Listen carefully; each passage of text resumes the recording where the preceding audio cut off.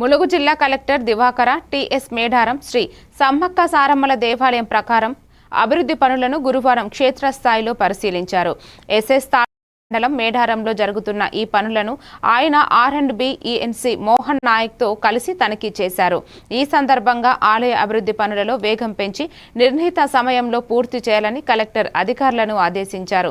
Master plan ప్రకారం gate పిల్లర్లను ఏర్పాటు చేయాలని, నాణ్యత లోపించకుండా స్టీల్ సిమెంటుతో పుట్టింగ్ పనులు చేపట్టాలని సూచించారు.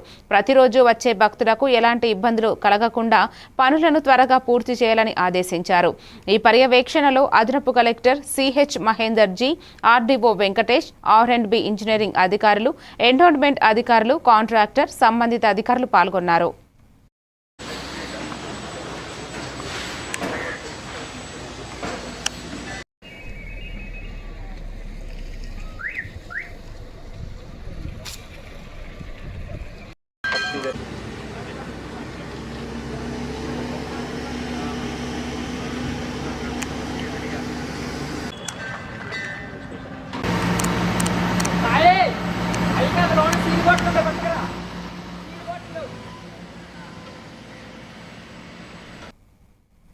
కొరిసపాడు